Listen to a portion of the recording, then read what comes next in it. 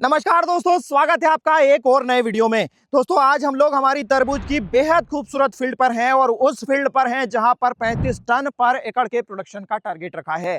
अब इस टारगेट को अचीव करने के लिए प्रैक्टिकली डे 15 से डे 45 तक कैसे हमने इस फसल को मैनेज किया है, कौन सा फर्टिगेशन शेड्यूल फॉलो किया है, कौन से खाद क्यों चलाए हैं, कौन सी समस्याएं प्रैक्टिकली देखने को मिली है और उनका सॉल्यूशन हमने क्या अप्लाई किया है, स्पेस कौन से किए हैं, हर चीज बारीकी से आपको इस वीडियो में जानने को मिल जाएगी।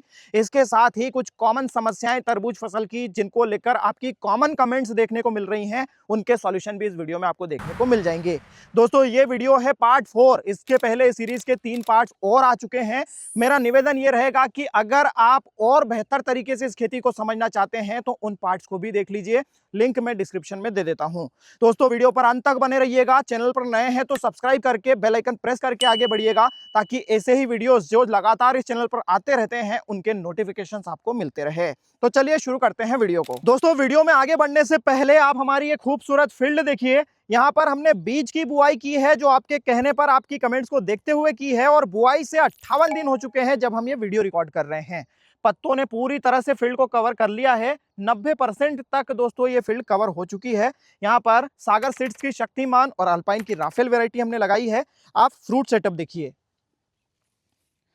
ये देखिए यहाँ पर जबरदस्त सेटिंग देखने को मिल रही है। उम्मीद से बढ़कर यहाँ पर फल सेट हुए हैं और हर बेल में औसतन 2 फल यहाँ पर सेट हुए हैं। 500 ग्राम से 1 किलो तक का साइज ये ले चुके हैं और अधिकतम 15 दिन अब लगेंगे पहली कटिंग आने में। आइए जानते हैं 15 दिनों से 45 दिनों तक हमने क्या मैनेजमेंट रखा है। दोस्तों जो किसान हमारी तरबूज शॉर्ट्स सीरीज फॉलो कर रहे हैं उनसे मैं कहूंगा कि वो इस सीरीज को उस सीरीज से कंपेयर बिल्कुल नहीं करें, क्योंकि यहाँ पर बहुत सारे नए ट्रायल्स हमने किए हैं ताकि फसल को और ज्यादा बेहतर बनाई जा सके और आपको ये सब बताया जा सके। हाँ, लेकिन अगर आपको कोई प्रोडक्ट बेहतर दिखाई देता है तो आप वहां पर उसके साथ में जरूर इस्तेमाल कर सकते हैं। दोस्तों यहाँ पर शुरुआत में हम अगर बात करें तो 40 दिन की अवस्था तक, फूल शुरुआत जब होती है उस अवस्था तक हम यहाँ पर जड़ों की ग्रोथ तेज हो, पौधा तेजी से ग्रोथ करे, ब्रांचेस ज्यादा निकले, सॉइल स्ट्रक्चर सही रहे, मौसम के कारण या फिर बीमारियों के अटैक के कारण पौधा स्ट्रेस में नहीं जाए, इन सब को ध्यान में रखते हुए हमने यहाँ पर फर्टिगेशन लिया है।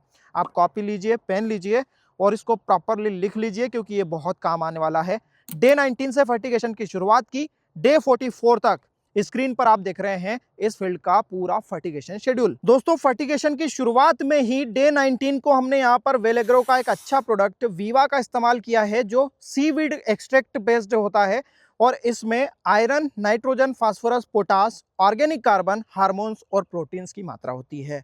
और ये प्रोडक्ट दोस्तों लास्ट ईयर हमने ट्राई किया था।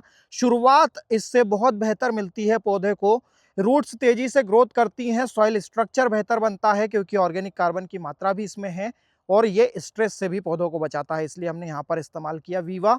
डे 23 को तलेटे बायोस्टिमुलेंट और कैंडल रूट का भी इस्तेमाल किया। दोस्तों कैंडल रूट मुख्य रूप से जड़ ग्रोथ प्रमोट करने के लिए है क्योंकि इसमें कॉपर, मैग्नीज और जिंक आता है। इसके साथ ही तलेटे में नाइट्रोजन, पोटाश, मैग्नीशियम और जिंक आता है। शुरुआती अवस्था में दोस्तों एक मजबूत शुरुआत देने के लिए हमने ये प्रोडक्ट्स का इस्तेमाल किया है। ह्यूमिक एसिड का इस्तेमाल किया है, सॉइल स्ट्रक्चर बेहतर बना रहे इसलिए। यहाँ पर दोस्तों सबसे ज्यादा शुरुआत में जरूरत होती है नाइट्रोजन की और फास्फोरस की। नाइट्रोजन से पौधे वेजिटेटिव ग्रोथ तेजी से करते हैं और फास्फोरस अगर ज्यादा मात्रा में रहता है तो रूट्स तेजी से ग्रोथ करती हैं।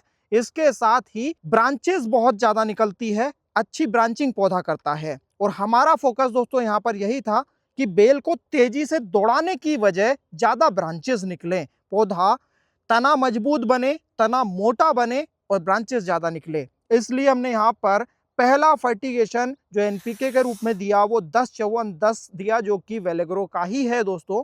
और ये हमने इसलिए दिया क्योंकि इसमें माइक्रोन्यूट्रिएंट भी मिक्स आते हैं। यहाँ पर आप 13-40-13, 11-42-11 का भी इस्तेमाल कर सकते हैं अगर आपको ये 10-54-10 वाली ग्रेड नहीं मिलती है आपके मार्केट में। इसके अलावा हमने 19-19-19 का इस्तेमाल बाद में किया बैलेंस्ड ग्रोथ के लिए, क्योंकि पोटाश की मात्रा भी दोस्तों शुरुआत में जाना जरूरी होती है। इससे पौधा रोग प्रतिरोधी बनता है और फंगस और कीटों का अटैक उस पर कम होता है। इसके साथ ही दोस्तों हमने यहाँ पर 1261 का इस्तेमाल किया जड़ों को तेजी से ग्रोथ देने के लिए, और अमोनियम और मैग्नीशियम सल्फेट का इस्तेमाल यहाँ पर किया, क्योंकि अमोनियम सल्फेट से हमें मिलेगा नाइट्रोजन मुख्य रूप से, मैग्नीशियम सल्फेट से हमें मिलेगा मैग्नीशियम, जो कि दोस्तों क्लोरोफिल के मुख्य घटक हैं और इन दोनों की अनुपस्थिति में क्लोरोफिल बनना संभव ही नहीं है। शुरुआत में दोस्तों इनकी जरूरत होती है।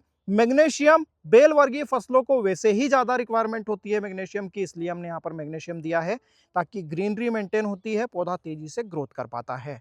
फूल की शुरुआत डे 33 को होते हुए दिखाई दी और हमने यहाँ पर वैसे ही कैल्शियम नाइट्रेट, बोरॉन और एनपीके 13-0-45 दिया।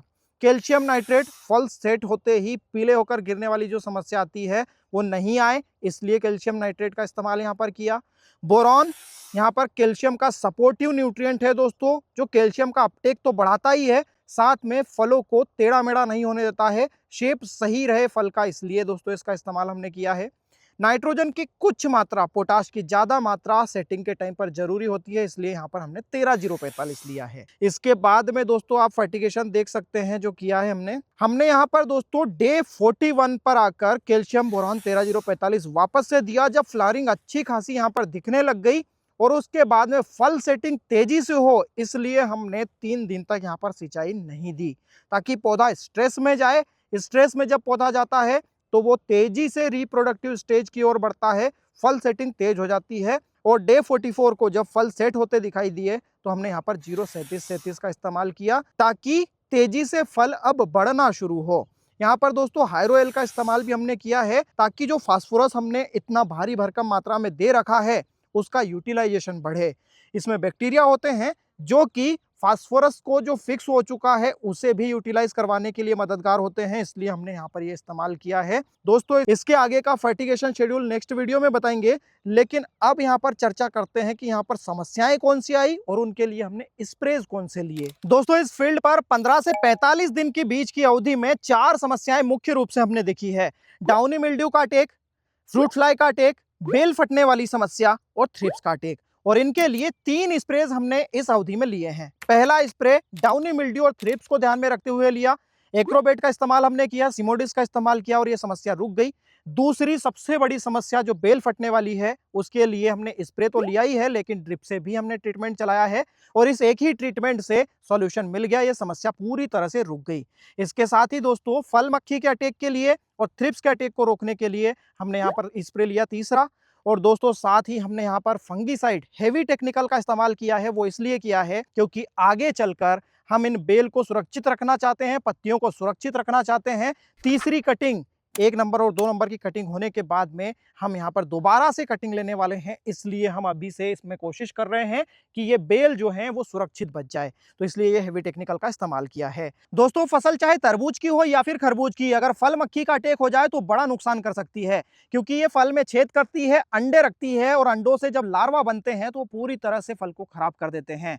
तो फूल आना जैसे ही फसल में शुरू हो, हमें इस प्रकार के 10 फ्रूट फ्लाई ट्रैप्स पर एकड़ के हिसाब से इस्तेमाल करना चाहिए। 45 दिन तक इनकी वैलिडिटी होती है और इनमें दोस्तों ये लूअर लगा होता है, जिसकी विशेष गंध के कारण नर फल मक्खियां अट्रैक्ट होकर आती हैं और पॉइजन के कारण इस प्रकार से यही खत्म हो जाती है। इस प्रकार से इन मक्खियों की साइकिल ब्रेक हो जाती है, कुछ हद तक इन पर कंट्रोल मिल जाता है, लेकिन जो मादा फल मक्खियां होती है वो तो अभी भी नुकसान करेगी, तो इसलिए हमें स्प्रे भी साथ में लेना चाहिए। दोस्तों इन ट्रैप्स को इस प्रकार से फसल से लगभग आधा से 1 फीट की हाइट पर हमें लगाना चाहिए। और अब बात करते हैं उन समस्याओं की जिनके लिए ज्यादा कमेंट्स चैनल पर देखने को मिल रही है। सबसे बड़ी समस्या है फल सेटिंग समय से नहीं आना, फल सेट कम होना या फिर फल सेटिंग नहीं आना।